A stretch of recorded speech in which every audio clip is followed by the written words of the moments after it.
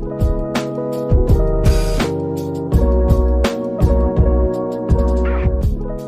y'all, welcome to this week's episode of TRUUU Podcast. I'm your host Alex. And I'm your host Drea.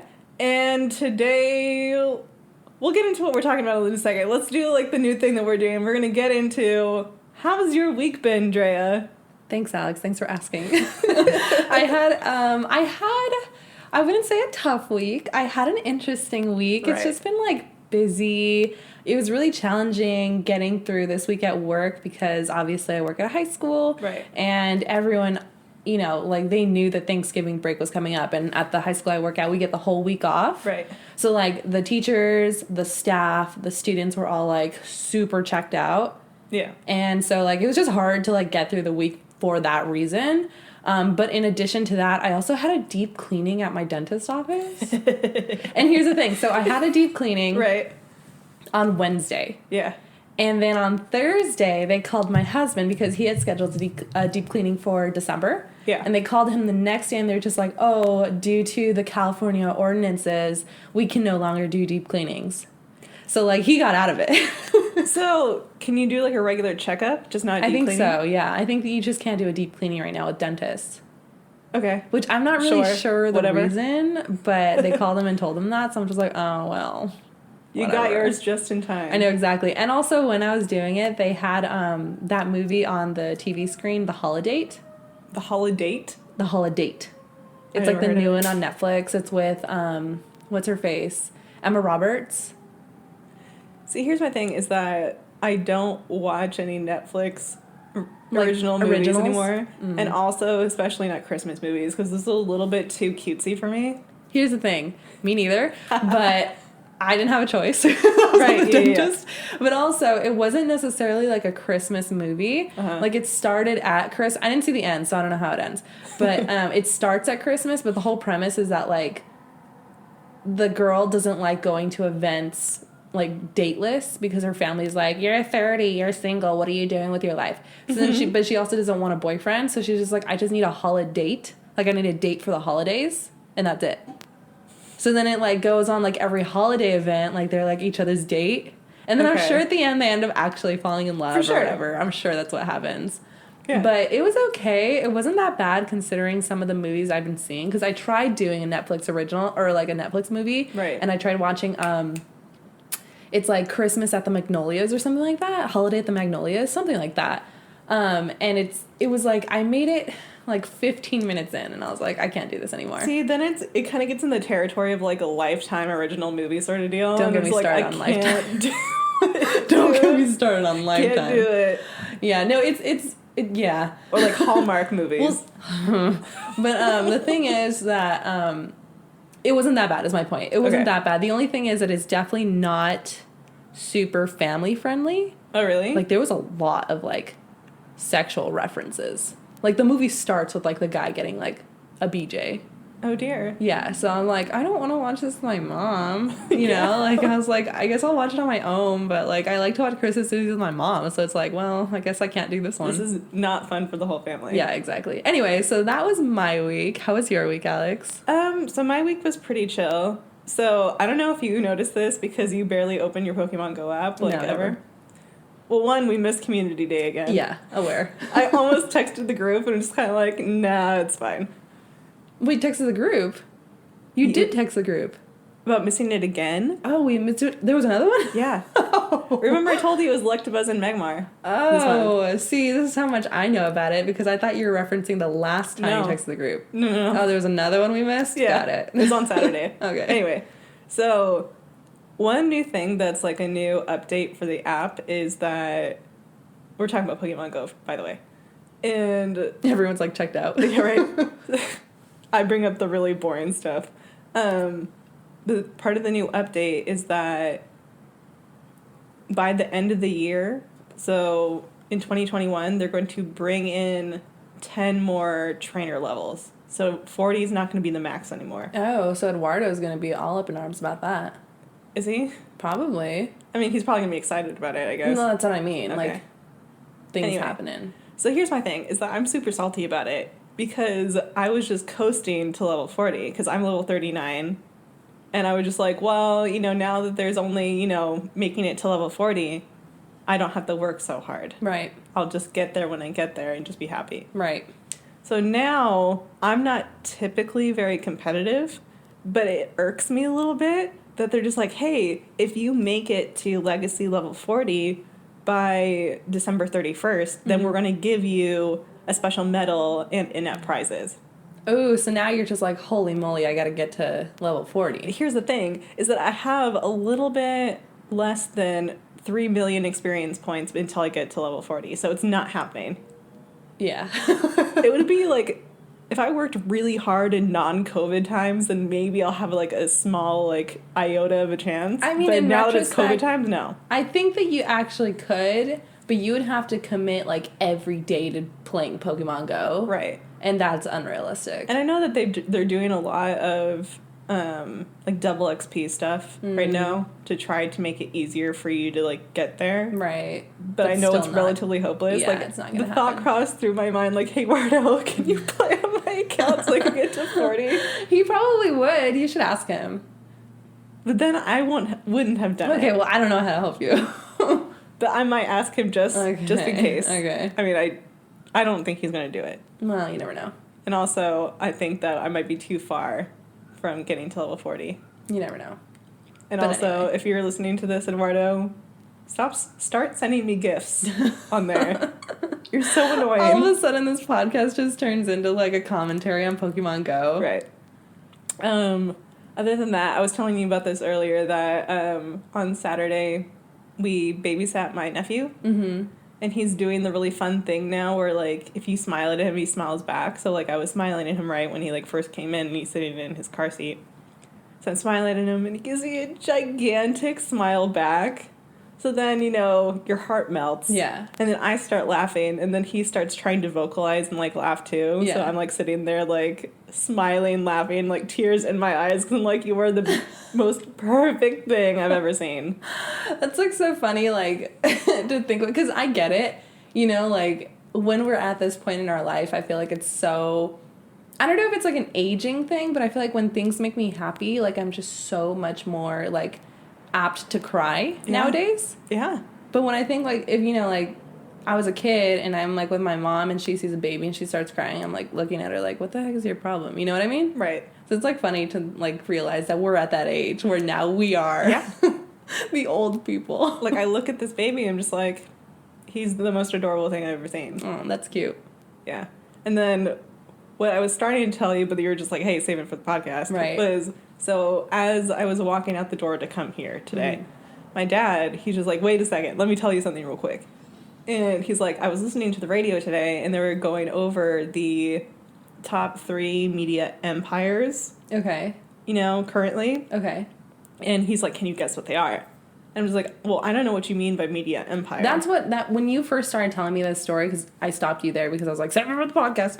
But when you said media empires, I was like, do you mean like record labels? Like, do you mean like TV networks? Like, okay, what do you mean? Here is what it is. I mean all encompassing, so that is movies, TV, merchandising, games, like video games, like all that stuff. Interesting. Okay. What are the top 3? Can I guess? Go for it. Okay, Marvel? No.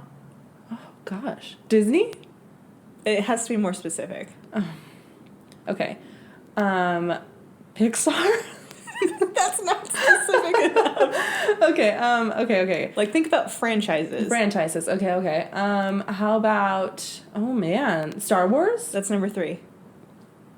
Got one of them. Is it because of Mandalorian? Probably not. I mean, there's a ton of Star Wars content out there. And also, books, how movies, is video games. how is this being like documented? How is this being assessed? I don't know. He just literally, it was as I was walking out the door. Or was he just like listening to a radio show and it's like these 3 guys being like, you know what the 3 best like media empires are? It's just like their take on it. He did not give me enough details for me to tell you this. Okay, so literally I was walking out the door. Okay, Star Wars is one of them. Yeah. Man, this is a hard question. You're gonna kick yourself on number 1. Shut up. So it has to be something I love. Panic at the Disco. No, it can't be Panic at the Disco. But maybe like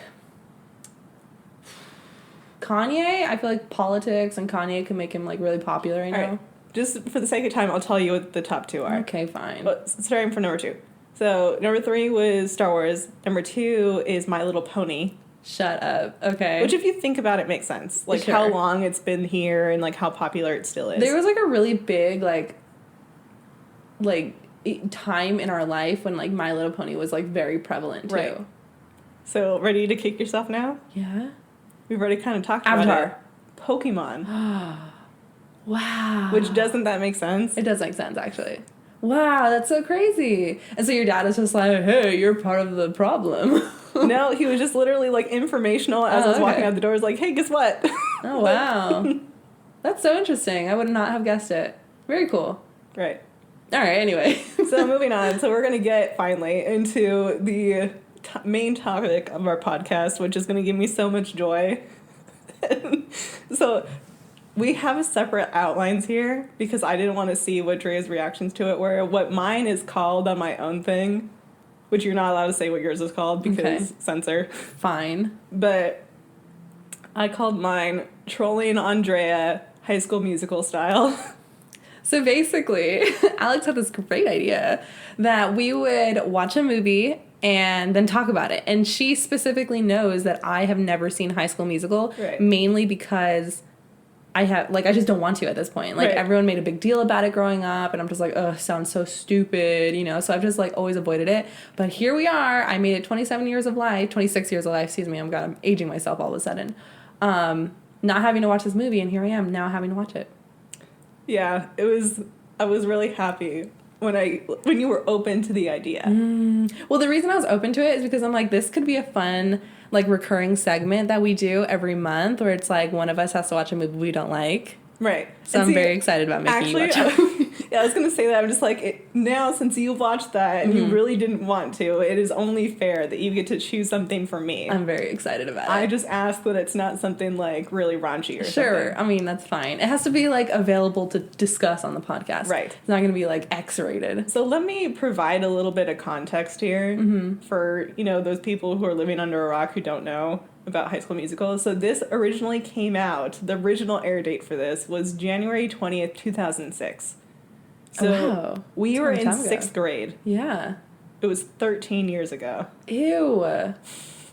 But it makes sense because Zac Efron is a baby in this movie. Oh, yeah, for sure. And I'll tell you what, I loved this movie when it came out. Like, I remember watching, because a couple years prior, we had just, like, gotten cable and whatever, so I was, like, really into, like, watching, Disney Channel and all this whatever, because I was finally able to catch up. Sure. And I remember being super excited about it, like, when I saw the previews for it, because, like, it was a Disney Channel original movie, so that means it wasn't coming out in theater, like, it wasn't, like, direct-to-DVD or whatever, like, it was only going to be on Disney Channel. I did not know that, to be honest with you. I thought it went out to theaters. No, the only one of them that went out to theaters was the third one. Senior year? Yes. I know what it's called. Honestly, the only reason I know what it's called is because of Brooklyn Nine-Nine. Honestly, I haven't seen it, though. Oh, okay. Obviously I haven't seen it. But anyway, so I can remember being really excited by the trailer that I'd see, like, on Disney Channel. I DVR'd it, like, I recorded it. Oh my gosh, that's so to funny. make sure that I saw it. Yeah. But I'm pretty sure I actually saw it the night it premiered. Yeah. And I was, like, that's so all interesting. about it. And it makes sense that I never watched it when I was a kid, because I would probably be more open to watching it, like, when I was a child. But the thing is that I never watched Disney Channel growing up. Like, I was, like, strictly on Nickelodeon and Cartoon Network. Right. So that makes sense. So I'm going to do, like, a hyper summary real quick of what the plot of this is, so we can kind of just get into how you feel about it now watching it as a 26-year-old woman. All this time later. Definitely not the target audience here. Yeah, go for it. It's so funny you say that, because as I was watching it and Aaron was, like listening to me watch it, and I was making a lot of commentary, as I do when I watch movies. I really wish that I could have just been there. Oh my god. He was like, the whole time he was just like, it's not made for you. You're not the audience. And I'm just like, just bagging on it the whole time. He's just like, it's not for you. Anyway, go on. Way to go. All right, so here's the really, like, hyper fast. So the whole movie, for the most part, takes place in the span of 2 weeks. Does it? Yes. Okay. So it's about Troy and Gabriella, they meet at the most ridiculously popping high school New Year's Eve party that's ever existed. I'm not gonna comment on it right now because I have so many comments about it. I'm just gonna let you go. It's the most, like, seriously, there's never been a more poppin' party. It created unreasonable New Year's Eve expectations for what New Year's parties should be like. Not saying anything. Anyway, so they go, right? They meet each other. They get selected to do karaoke together. And they, like, basically bring down the house, which is also what, not at all. Like, people, like, are around them all clapping and whatever. So they exchange numbers, and it's kind of like the Cinderella sort of thing where, like, you know, they exchange numbers and she, like, disappears, like, right after, like, it's New Year's Day. Like, it turns New Year's Day because, like, he's all talking to himself as he's looking at his phone. He turns around and she's not there anymore. So it goes back to when they come back from break to school. Mm-hmm. And lo and behold, Gabriella has transferred to this random school in Albuquerque, New Mexico. Anyway, so Troy is the really popular basketball guy. Gabriella is, like, the nerdy, brainiac decathlon girl who just doesn't want to be noticed at all. Like, her main prerogative for her mom is like, hey, I don't want to stand out, like, at all. I don't want to be known as the brainiac girl anymore. But anyway, So they end up discovering that they're in the same homeroom class because why wouldn't they be? In this gigantic...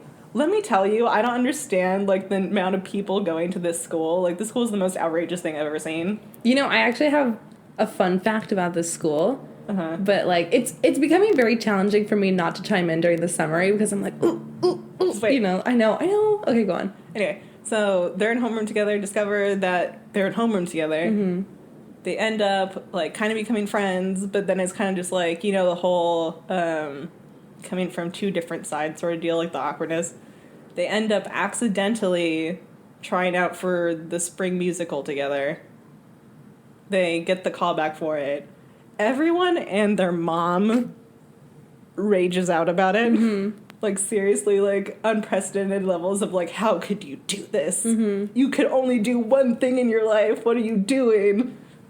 And then, you know, there is a climax where, you know, one person gets their heart broken because everyone and their mom is just like, we need to rip these two apart, blah, blah, blah. And then he, like, does, like, the lamest apology ever, like, singing on her balcony, and then it's all good again. And then everyone's just like, oh, we can do more than one thing now. Let's support them in their endeavor to be in the school musical. And by the way, like, it's all leading up to them auditioning to be the main characters. Right. It's not like it's the musical itself. I mean, that's what I was very confused about. Like, the whole time I was like, wait, so, like, what's the musical? Oh, and by the way, the audition for the musical, mm-hmm. his, like, championship basketball game and her decathlon match is all on the same day at mm-hmm. the same time. Right. So, like, all the shenanigans have to happen to get them all to their different places and them all be able to do 3 things at once. Right, correct. And they end up getting the part, like, instantaneously, apparently. Mm-hmm. Like, no deliberation afterwards. Like, the next scene is like, oh, we got it. Yeah. And then he wins his basketball thing. She wins her decathlon thing. Everyone's all kumbaya now. Yeah, and that's how it ends. And that's how it ends. Yeah. Oh, and also how it ends is that he keeps trying to kiss her, and then everyone is just like, wait, let me interrupt you a sec to tell you my thing. Mm-hmm. My you know, realization, like, mm-hmm. oh, the good thing that's happened to me, and he's just like, bro, mm-hmm. I'm just trying to kiss her, though. And then Zac Efron's like, if one more person hands me a basketball. Honestly, they don't get, like, their couple kiss mm-hmm. until the end of the second movie. Yeah. Oh, really? Right. Oh, interesting. Anyway.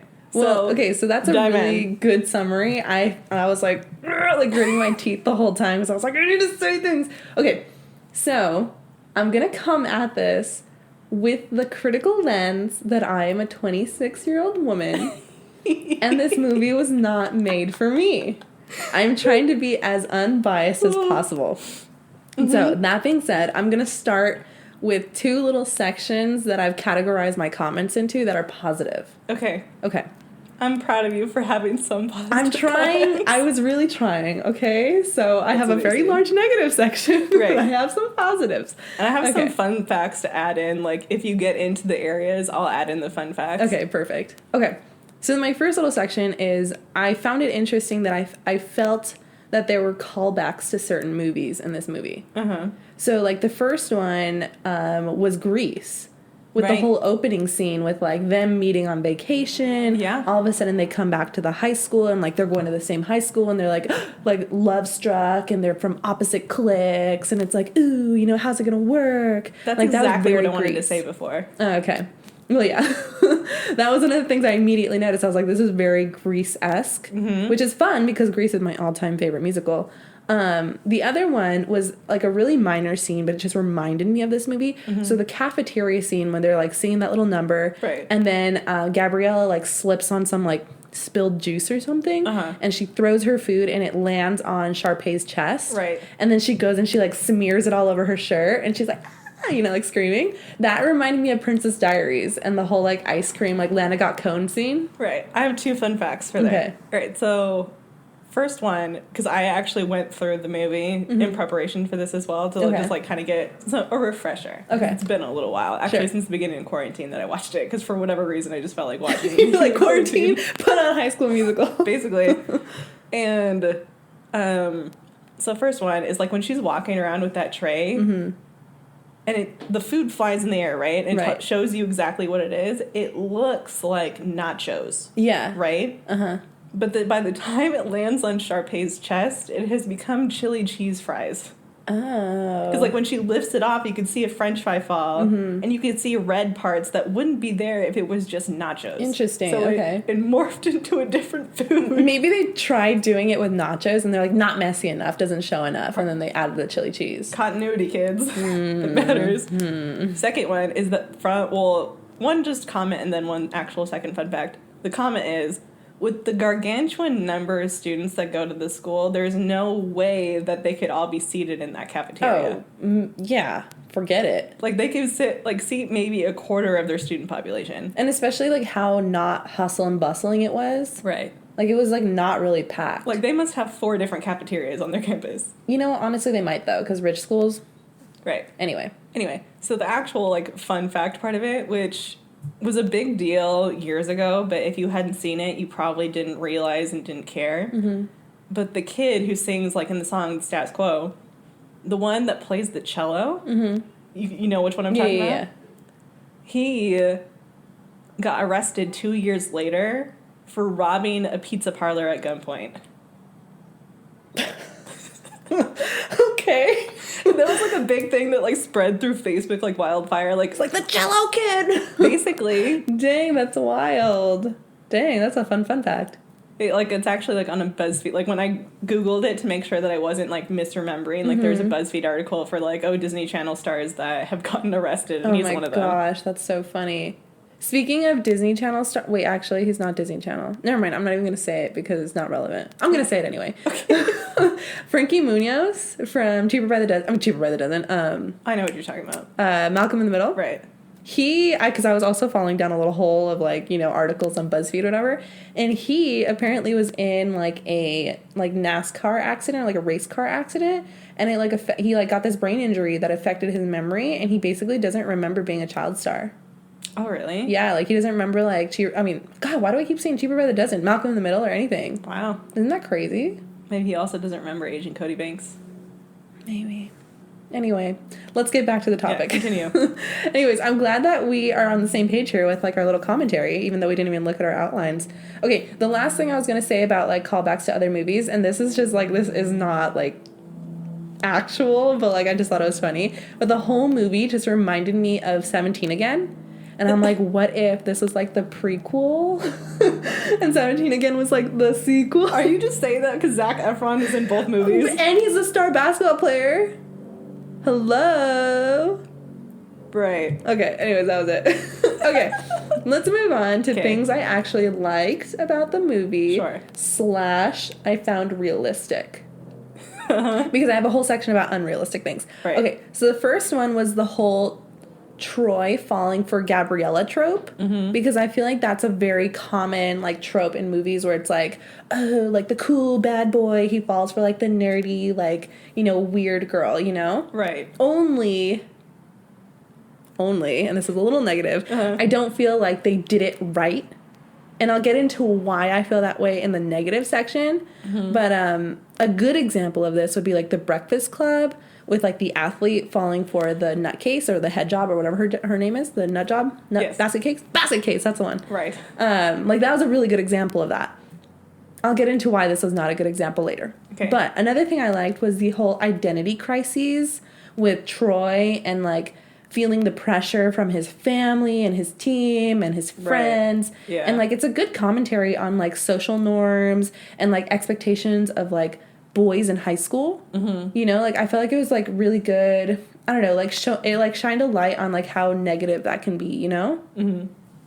Another thing that I liked was the commentary that was like really quickly like glanced over of high school sports versus other extracurriculars. Right. Because, like, I think in the beginning there was, like, this whole part where the theater teacher went to the principal and she was just like, oh, like, this and this, you know, I had to put this kid in detention and, like, because he was, like, disrespect. I don't even know what she was saying. But then the coach was like, no, I'm getting him out of detention. And so she was like, so you're going to say that sports are more important than the theater?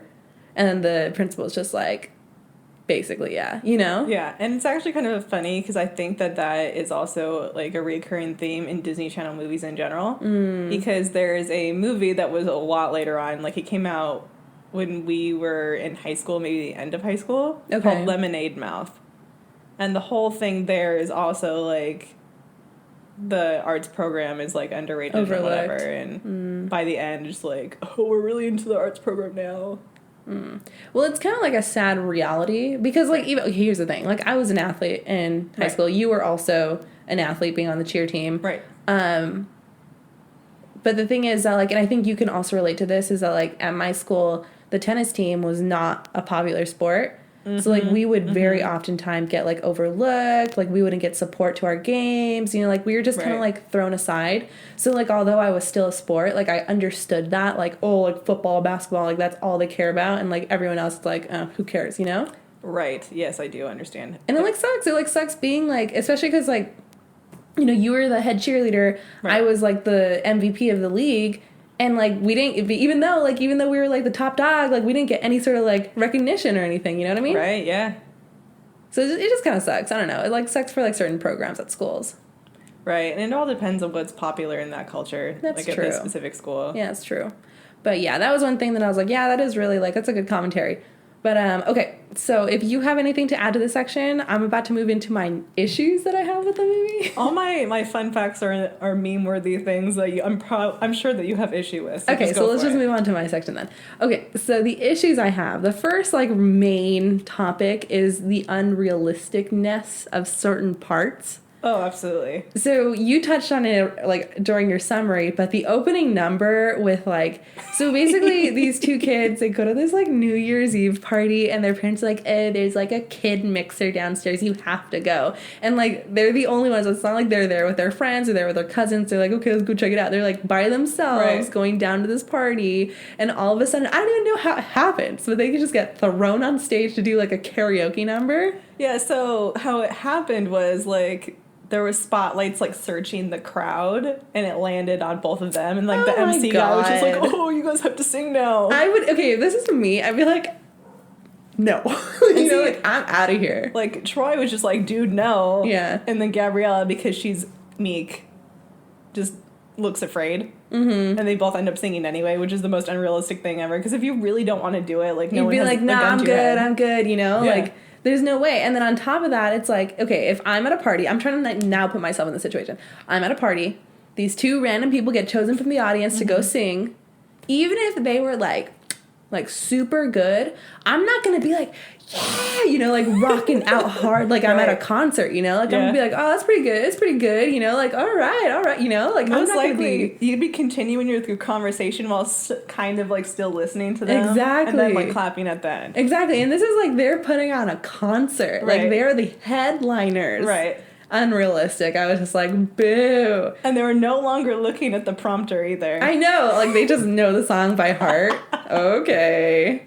Anyway, so then my next issue with the unrealistic is Sharpay's character. Like, her whole character, I feel, is unrealistic. Because who in real life is actually that openly evil? Because I feel like there are girls in high school who are, like, you know, like, they have hidden agendas and stuff. Right. But I feel like they're not, like, openly, like, it's obvious that, like, I'm after you. You know what I mean? Right. I think that teachers would notice, like, hey, this is a mean girl, like, intimidating people. Like, the whole thing, like, with her, like, intimidating Kelsey, the composer, like, it was just super unrealistic. Like, the teacher would be like, hey, yo, can you, like, settle down? Yeah, like, it's just, like, the whole, like, and then, like, I don't know. I just don't think it's, like, believable. But also, like, if she's, like, this really, like, popular, you know, girl that, like, people think is, like, cute and this, like, I don't see her being, like, the it girl and not having friends other than her brother. And see, that's the thing. I really don't feel like she's popular in that sense. Like, more she has notoriety. Like, she's known for bad things, but then she has a following because, like, she's the star of, like, the theater program. So if you want to be in the theater program, you have to, like, follow her lead. I guess. I don't know. Here's my thing, because you touched on it a little bit, and this is also, like, in my stuff. Go ahead. As a member of a male-female twin pair... Oh, okay. I have big issues with their dynamic with Oh Ryan my god, Chaffee's I know, dynamic. right? It's so uncomfortable. Like, she's like... Anyway, go on. Yeah, because the whole thing is, like, they're the stars, right? You know, they're always the stars in the musicals, which in any musical, the two, like, leads are probably going to be love interests of some kind. Yeah. And I don't care what kind of great actor you are, you're probably not going to play the love interest of your sibling, especially not a twin. It's uncomfortable to think about. And then also, like... So I have certain problems with Ryan's character in the sense that I feel like he's just a giant weirdo. Like, he's kind of uncomfortable. I feel like he's just filler. Like, he doesn't do anything. He doesn't add value. He's just there. He gets a little bit more value in the next movie, but that's kind of neither here nor there. But my whole thing is, I think he'd be a lot more palatable, like, if he wasn't with his sister. Like, if he was just given the chance to be his own guy, I think that he'd be, like, all right. Yeah, probably. I agree. Yeah, because he's, like, he was kind of, like, he had certain lines that, like, made him seem, like, kind of dumb. So, like, I feel like he wouldn't be evil because he was, like, too dumb to be evil. You know what I mean? Right. And they do a little bit better job of his character development in the next movie because, like, it shows more how he just kind of exhausted about all of his sister's antics. He's just like, whatever, man. You do what you gotta do, sort of deal. Well, yeah, that whole, like, just Sharpay is just an insufferable character. Absolutely. But I also have an issue with Gabriella's character. And this goes back to my comment about how I feel like they didn't do it right with the whole, like, cool guy, nerdy girl trope. Because they make her out to be this, like, Einstein, super smart, nerdy girl, doesn't want the limelight, doesn't want attention. But this girl be, like, with her hair done, I know. makeup popping, I got some know. nice outfit, like, has the whole, like, workout sweatpants, sweat top, like, has low-cut jeans, like, tank top, you know, just, like, okay, you know, like, that is so not how you sell a character. And that goes back to my other point about, like, The Breakfast Club. So if you guys haven't seen The Breakfast Club, just pull up a picture real fast. And so, like, the basket case, like, she looks like a weird girl, you know, Right, like, she has crazy hair, she's wearing, like, baggy old black t-shirt and, like, skirt, whatever, you know, like, that's believable. This is like, okay, sister, like, no. You're not that nerdy, smart, like, out of the limelight girl. And to actually expand upon that a little bit, like, really every character in this movie, like, even just, like, random, like, side characters, like, people who don't have lines, like, extras, they all have, like, super fully developed wardrobes. There's, like, no one looks like that in high school. 100%. I was like, this is what I was wearing in high school. Like, I was just a sweatshirt, pants, that was it. Right. I'm just like, no one looks that good. Yeah, these girls had, like, 3 layers of shirts, a belt, pants, accessories, like, okay. Yeah, because I can remember, like, you know, in that time in 6th grade and, like, middle school and whatever, being like, man, is this what, like, people are supposed to look like? Like, is this, like, the glamorous like, people Mom, look like? I need to go shopping. I mean, I wore school uniforms, so there's that. Different issue for you. Right. But, yeah, so, like, yeah, just the whole Gabriella character. I'm just like, boo. Okay, anyways. And then the last, like, oh, no, this isn't even unrealistic. This is just an issue I had. And this one's a little bit difficult for me to explain even, so let me try to explain and tell me if you get it. Okay. Okay, so it has to do with the whole get your head in the game number. Okay. And so here's the thing. I had never seen this movie. Yeah. I knew this song. Right. Because, I don't know, in passing I heard it or something. Because you're a human being who's been alive during exactly. that time. So I know this song, I know this number, I've seen this scene. Okay. I never had context. Right. I just saw the scene. Okay. But then now having context, it's like weird to see, okay, so seconds before this number, Troy's friend, who's Troy's friend? The curly hair guy? Chad. Who's total bae in this movie. I actually have a whole section dedicated to him that I don't like. Okay, so... Just looks wise, by the way. Oh, yeah, sure. Like, he's his cute, character whatever. is annoying. Sure. Anyways, so this whole, like, this whole, like, conversation is happening between them, basically being like, what is wrong with you? Like, singing is stupid, you know, like... You don't see LeBron or yeah, Shaq. exactly. You don't see him doing, like, artsy-fartsy stuff, you know? Right. And it's like, okay, we gotta play basketball. Cut to 1 second later, all of them are having this musical number singing this song. And I'm like, okay, I get that, like... I don't get it. Like, it's like, there's, like, a separation of, like... I don't understand it. Because obviously, like, this is a musical. It's, like... These musical numbers aren't necessarily happening in real life. It's just supposed to depict, like, what's going on. But it's just ironic that they were just talking about singing and then they go into a singing number. And it's hard for me to separate those levels of, like, right. real with, like, allegorical content. I understand where you're coming from, but 100% it's not meant to be, like, thought about that difficult. I know, but hard. I can't help it. It's literally just because it's a musical. I mean, I'm sure that it's, like, for some comedic effect as well, that, you know, they were just doing this. Sure. And this is actually a good time to segue this fun fact in. So I don't know if you know this. Probably don't, because this is the first time you watched the movie. But you've seen Zac Efron and other things, and maybe some of his singing things. Have you watched The Greatest Showman yet? No. I'm going to kill you, by the way. That should be a movie we do on the podcast. Because I actually really want to see that. I love Hugh Jackman. Right. Okay, so fun fact about this is that Zac Efron is not actually singing in this movie. I knew that, actually. It's a blend of him and Drew Seeley. Who's Drew Seeley? He's a different singer. Okay.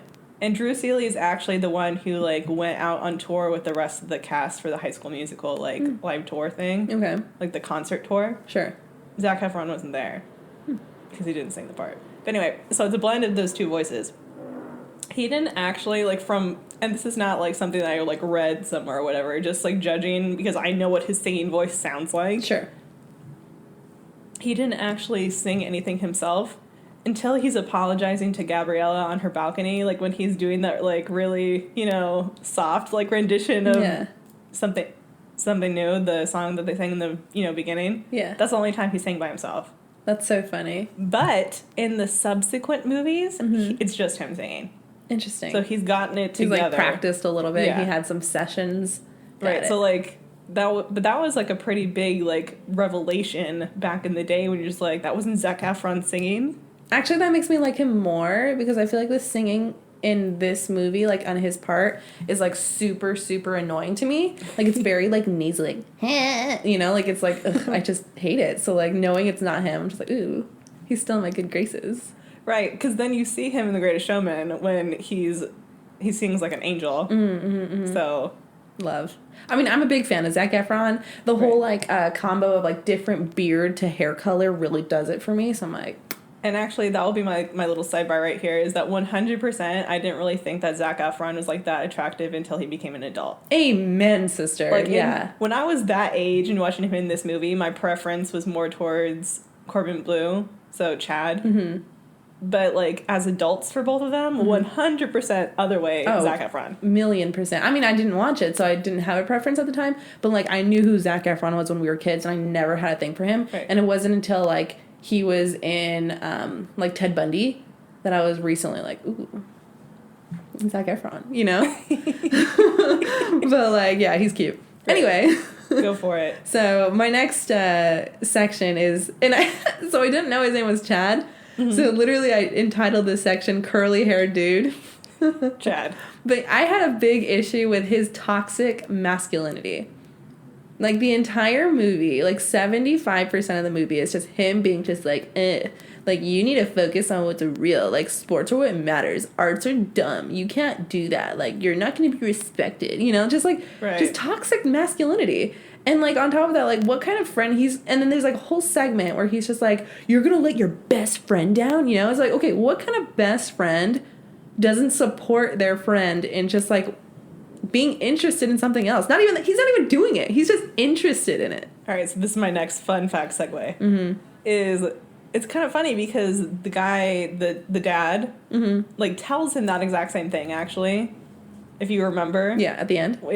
Towards the end, like, when he's, like, having, like, this whole, like, mental breakdown about, should I be in the musical, blah, blah, blah, like, my friends think that this is lame and whatever. And the dad totally misunderstands and thinks it's about, like, going left for the fake out thing that he's doing for basketball.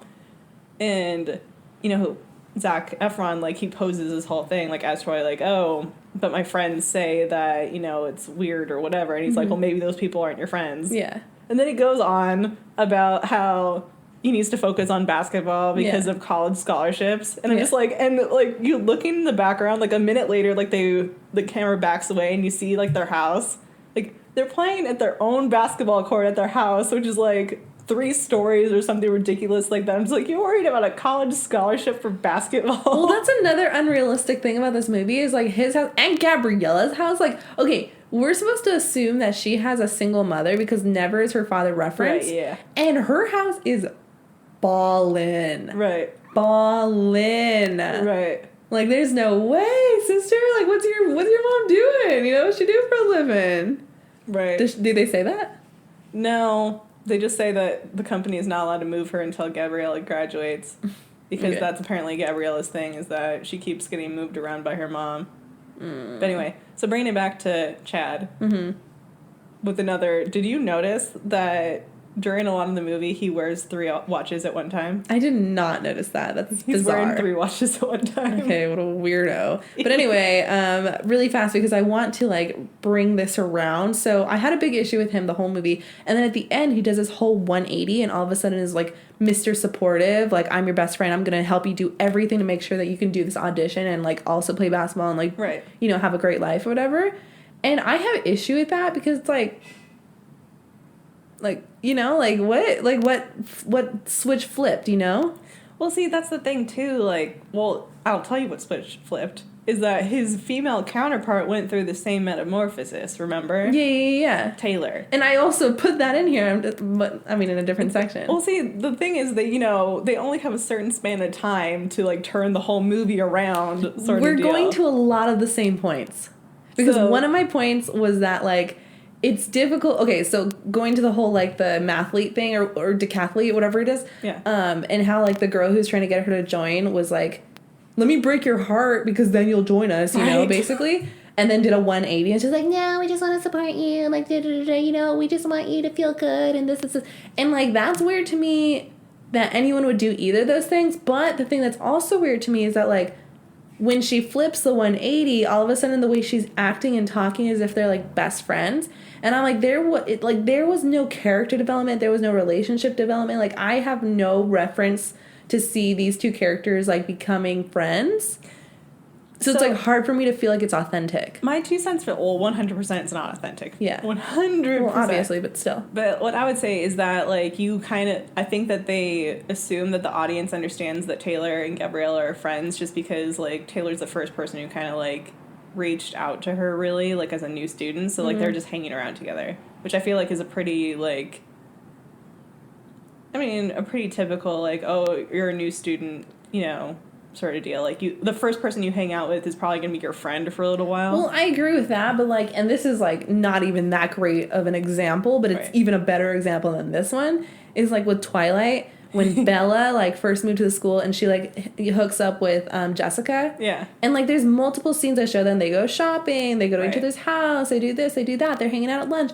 There's, like, scenes that show you, like, okay, there's a developing friendship. Right. This is just, like, they talk, she's doing a million other things with Troy, and then they're best friends. Right. Yeah. 100% I agree with you. Yeah. That the development on all the levels is just crazy. Because, like, what I have down in, like, my own notes is that everyone is scheming way too much. Yeah. For this whole thing. Like, why does it have to be such a big deal that they try out for a musical? Like, it's not even they're performing in the musical. It's we have a callback to maybe be in the musical, and everyone is, like, losing their minds, like... When Gabriella visits Troy on the court, like, when he's doing the after practice, and his dad, like, gives her the 5th degree over being there, like, treating her like a disease. Yeah. because she was a distraction that made him miss practice. Yeah. It was like, it's so intense, you guys. Why do you have to, like, film Zac Efron saying these things just so you can, like, show her? Like, that's, like, evil. Absolutely. It's also, but I also, like, adding to that point, it's just, like, what is up with these, like, adult characters? Like, the theater teacher is just so awful. Yeah, she's very antagonistic towards Troy. Yeah, seriously. Unnecessarily. And it's also, like, okay, like, if Troy has a basketball game, if Gabriella has a mathlete or whatever, decathlete. I keep saying mathlete. Decathlon. Whatever. Academic decathlon. If she has the decathlon, I'm pretty sure that, like, you know, at any school, you can be like, hey, I have this important event. Can I possibly reschedule my audition to, like, maybe an hour later or, like, the next day or something, you know? Like, I feel like teachers would work with you. You know, if you have these important events that are school-related, it's not just like, oh, I'm going shopping with my mom. You know, it's just like, there is a school-related event that I have to be in. Can I also, like, audition? Yeah, for real. Like, you're not lying. That's what would happen in real life. Yeah, exactly. That's why I'm just like, what? And then they have to do this whole, like, breaking into, like, the mainframe. I'm just like, okay, these students are able to, like, totally, like, blow out the entire, like, gym and all this stuff. Like, that's realistic. Yeah, Ms. Darvis, the theater teacher, has, like, a major prejudice against anyone who's an athlete because of, you know, the preferential treatment the athletes get, and that's whatever. But one thing that I just could not deal with, even back in the day, back in the day as well, and now, how she pronounces musicale. Oh, God. And I'm just kind of like, say it one more time, Ms. Darvis. The whole thing is just, God. Like, that was just my emotion the entire time. I was just like, ugh. And anyway. One thing that I also want to add on, like, to this whole, like, why everything is so extra in this movie. Like, when, okay, so if this happened in real life, like, your friends showed you this video of the boy you like, talking smack, yes, that would be very sad. Right. But her, like, heartbreak song is so extra. Like, I thought this was a miracle and, like, all this whatever. I'm just like, bro, you've known him for 2 weeks. I actually was gonna reference Grease again with the whole, like, Sandy scene when she's, like, outside, like, singing with the little papers in the water and stuff. Yeah. Like, it reminded me of that, but I'm also like, it's just not nearly as good, you know? Like, the whole Sandy scene is just like, okay, girl, like, you know, like, you're so extra, but, like, I kind of get it. And this one was just like, okay, like, shut up. Like, you know, I want to go and, like, push her down the stairs. I'm like, enough. So what's really the funny thing that just occurred to me right now? So, like, part of her whole heartbreak, like, music number that she does is that, like, she goes to that wall that has a mural of Zac Efron. Yeah. And I just realized that, I mean, we couldn't do it now in COVID land because campus would probably be closed, but we can make we can, like, do a parody of that song. With my mural? Your mural oh at my the ULB. God. Fun fact, I have a mural at our college. That'd be amazing. That actually would be. Maybe we should revisit that idea once COVID is less prominent. That'd be so funny. It's funny. We can make a parody. Anyway, yeah, that's a good note. My last note here that I have before my quick fun fact is, like, what the heck? Okay, all of a sudden at the end, Sharpay is good. Yeah, that was the most unrealistic 180 that there could ever be. Is like she's throwing a tantrum the entire movie. She loses the part, and then when she congratulates Gabriella, I'm just like, oh, have fun. Yeah, like, break a leg out there. It's just like, what? Like, what was the whole purpose of the whole movie? Like, the whole thing was, like, her trying to sabotage her. And then, like, at the end, she's just like, oh, like, you beat me, you know, good job. And it's like, I don't take her as a not sore loser, you know? I don't take her as a losing, like, someone who can lose gracefully based on the entire movie. Yeah. Yeah, unbelievable. Yep. Yeah, that's, like, my last note. Do you have any more notes? I was just gonna give a fun fact. Let's see. That's basically everything I wanted to insert in here. Perfect. So my one fun fact is that, so I'm a coach at Whittier College, right? Right. And one of my players, she shall remain nameless, went to this school. Like, this was filmed at her school. Oh, really? Yeah, and it's actually in Utah. It's called Salt Lake Center for Science Education East High. Oh. So it is called East High in the movie. Okay. But it's actually, like, that's the full name, and it's in Utah. It's in Salt Lake. You know, that makes sense, actually, because, like, I was thinking as I was watching the movie, like, their science lab is super poppin'. Mm-hmm. And why is it? Because it's, like, for science education. That makes a lot more sense now. Yeah, exactly. So, yeah, I didn't even know that. It's just, like, when I was watching, my husband was just like, hey, did you know that such and such went to the school? And I was like, what? No. So, yeah, that's a fun fact. Well, my fun fact that I guess I could add here is that in 7th grade, I think, Mm-hmm. 7th or 8th grade, my middle school choir, which I was in this choir, sang Breaking Free at one of our concerts. Yeah. Oh, I knew that song, too, from a meme. I never knew that it was from this movie until I heard it, and I was like, oh, there's that one song. Yeah, we sang it, and I remember my choir teacher being, like, super annoyed at everyone for trying to do, like, the solo-y parts that they do in the movie, and he's just like, you guys aren't Troy and Gabriella. You know, just sing it the way I told you to sing it. Oh my gosh, relax. Just trying to have fun with it. Just trying to embody Gabriella. That's funny. Anyway, it was fun, Alex. I hated it, but it was fun to, like, write down. I was writing down notes as I was watching the movie. Right. So I was, like, getting more up in arms than I needed to be because I was like, oh, God, this is this, you know? I really appreciate and love that Aaron was, like, the one there telling you this movie was not made for you. He was constantly reminding me. I was like, okay, I get it. I'm doing my best. This is made for you 13 years ago. Yeah. I probably would have liked it if I watched it 13 years ago. Maybe. Yeah, because, like, I think my, you know, being able to tolerate it now as an adult 100%, like, is from when you were a kid. When I was young and loved it. Yeah. It's also, like, a problem because I, for the most part, can't do, like, lovey-dovey, cutesy movies like this, like, cheesy movies. Like, the only time I can really do that is, like, when it's a Christmas movie. Mm-hmm. And even then, it's, like, it has to be still good, you know? Right. So I have a very low bar, or high bar? What's the right word? High bar for movies? High bar. Yeah. So it was just like, it was like a losing situation going into it. One more just like real quick fun fact. Go for it. This is not even really about the first movie, it's about the second movie. Mm-hmm. So the second movie came out like maybe a year or so after. Mm-hmm. And I remember sleeping over at my friend's house and we watched the movie together for like the first time and whatever. And it's the first time I can remember ever like crying from a movie. Oh my God, you're such a loser. Because here's the thing, is that like, I mean, you know this about me, I'm not really like a crier in real life. Mm-hmm. Like that's not what I'm about. Sure. But in movies, I am. Oh, big time. And I think that it started in the second movie for really? High School Musical. Because, like, there's, like, a 5-minute span of time where, like, Troy and Gabriella break up. Spoiler alert. And I was, like, so upset about my favorite couple breaking up. Oh, my God. That's so funny. And, like, it elicited a tear. That literally, like, no. I was a big sobber. Like, I cried at everything when I was a kid, and I think the thing that started my crying experience was freaking Fox and the Hound. Screw that movie. I don't think I ever cried watching that movie, but I was so upset by it. How? To this day, if I even think about it too long, I will sob.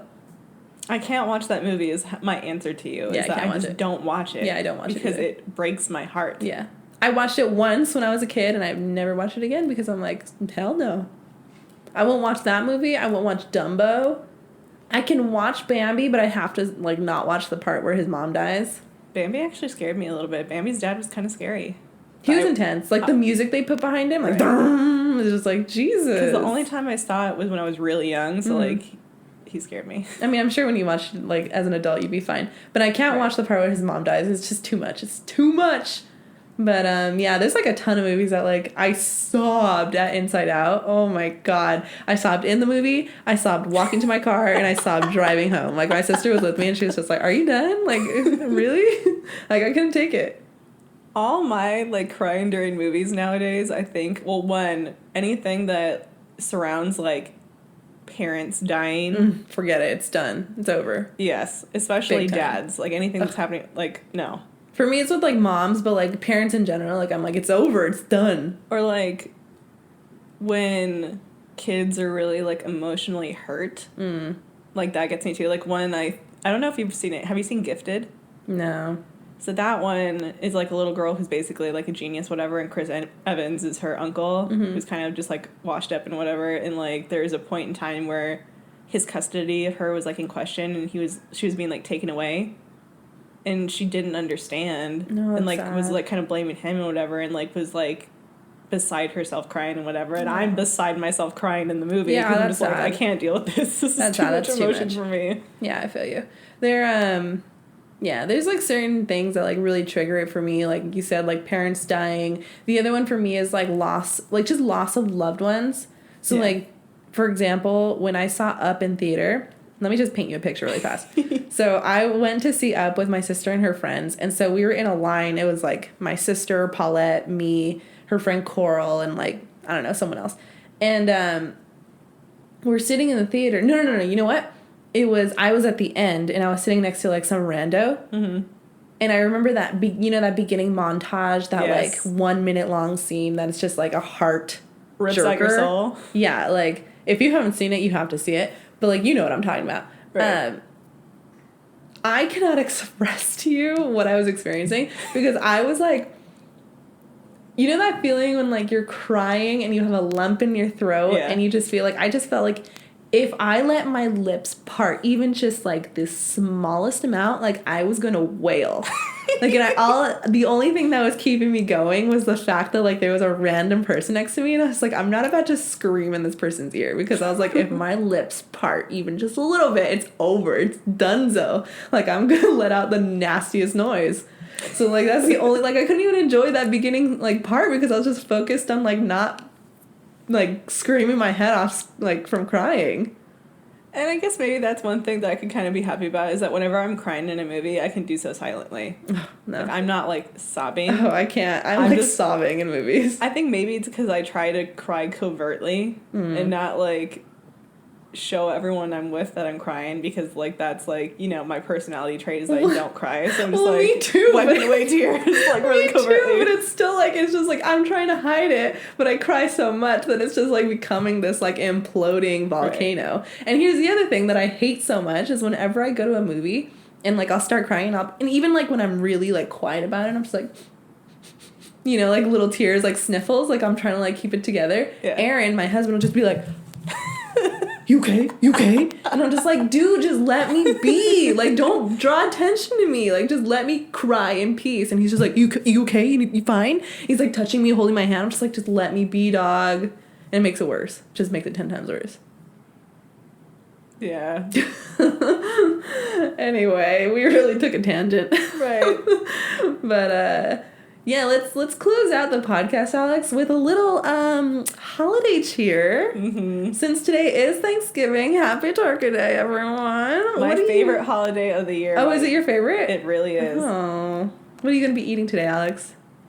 Turkey, bro. You're just like, turkey. Just turkey. Okay, by the way, so I was thinking about it as I was driving over here. So, turkey, obviously, given. The stuffing that I made for Friendsgiving, that was a big hit. Yummy. And the cheesy potatoes I made for Friendsmas. Yum. That's going to be some good things coming. It's gonna be a good meal. I'm just getting Marie calendars. Literally. But what are you thankful for this year, Alex? Well, I mean, I'm thankful, one, for my nephew. Because it's a good one to be he's thankful an angel. For. Absolutely. Perfection, heaven on earth. Sure. He's amazing. I'm thankful, you know, despite that everything that's going on, like, you know, most of the people I know are maintaining their health. Mm-hmm. You know, I have a job still when a lot of people, you know, lost jobs. Absolutely. So I really feel like I have nothing to complain about. Like, you know, this time is inconvenient for sure, and, like, a really scary time for a lot of people, but, I mean, I feel incredibly blessed. Yeah. To have everyone around me that I do, and to have the support that I do, and to, you know, I have a great job that I'm able to work from home consistently. I've, like, worked from home, you know, going on a year almost. Totally. And, you know, all these things. And, like, I was thinking, like, the other day, I saw my twin brother and my sister. Mm-hmm. And we were just, like, talking about King Kong, like, the movie King Kong, like, the Jack Black one. Okay. I don't know. Anyway. So we're talking about, like, this one specific part of the movie, which the part of the movie doesn't matter. And it got me thinking about one particular part that I thought was funny, that, to me, with the people that I talk to, I'm used to just finding that stuff funny on my own. Mm-hmm. And then my brother makes the same joke that I was making in my mind. I'm just kind of like, man, it was so heartwarming to be like, you know, this person who's the other half of me, basically, like, just understanding, like, without even having to say anything. Totally. Yeah, I love that. My sister is, like, one of the only people, well, you sometimes, too, because you also see, like, some obscure movies. Right. But, like, obviously, like, for example, last week we talked about how me and my sister have only ever seen Home Alone 3. Oh, gosh. Like, things like that, you know, like, me and my sister have just watched obscure movies growing up. Right. And so a lot of times, like, we'll make references that no one on this earth will ever get. Right. But if I say it, I'm like, oh, she got it. Right. So, yeah, definitely. The heartwarmingness of just, like, family is amazing. So what are you thankful for this year? Well, I am thankful for my health, obviously. Right. I'm thankful for the health of my immediate family, my friends, just people around me. I'm especially thankful for my mom's health. She obviously, like, has gone through the ringer this year, but it has been on the up and up recently, so I am extremely thankful for that. I'm thankful for my boss at work. Shout out to him. I know he's always like, dude, talk about me on your podcast. So shout out to you, Duke. He has gotten me through some tough times this year. And then lastly, I'm so thankful for my dog and my husband and just, like, the little things that keep you sane when, like, you know, obviously this year has been just holy hell for a lot of people in a lot of ways, me included. And I feel like my husband and my dog have been just, like, two constant, like, lights that have just, like, you know, like, when you're down, you could just, like, count on that to, like, bring you up. Right. So very thankful for, oh, and one last thing. I'm very thankful to have, like, a place of residence. Right. You know, like a home, because, like, I feel like you take it for granted sometime, you know? Like, there's a lot of people who, like, you know, even, not even saying that, like, this is a bad thing, but, like, I have renters, you know? Like, I have people who just rent a room from me, and, like, that's not a bad thing, but it's, like, I'm so thankful that, like, I don't have to worry about that. Like, I don't have to worry about, like, finding an apartment or, like, finding, like, a room to rent or, like, this, because, like, I have a home, and even if I didn't have the home, like, I have my family who I can live with, and, like, you have your family, you know? And it's just, like, really, like, something that I feel like a lot of times we take for granted, that, like, we have those supports and, like, those possibilities for us in case, like, anything ever went wrong, and, like, you know, just having that, like, backbone, I think, is something I'm really thankful for this year. Yeah, that's really true. Those are the things that you really can't replace, having those people that are just, like, there. Yeah. Just a place to be and relax and just feel calm. Yeah, absolutely. So, yeah, that's pretty much it. You want to close us off, Alex? Sure. So we hope that you have a fantastic Thanksgiving Day. We certainly will, in our own, you know, respective ways. We're going to have a lot of fun. Yes. It's like the one day a year that just, like, you just eat, man. Yeah, it's like acceptable to, like, not stop eating the entire day. Yeah, it's my favorite holiday, you guys. Not only. I really like the thankfulness, don't get me wrong. The thankfulness is a really big thing for me. I think it's good to be cognizant of that at all times, really. Yeah. But also, it's the best holiday for food. To be real, for me, relax. Okay, I didn't say anything. I saw you starting over there. Yeah. But anyways, happy Thanksgiving, guys, and we will see you next time. Bye, guys.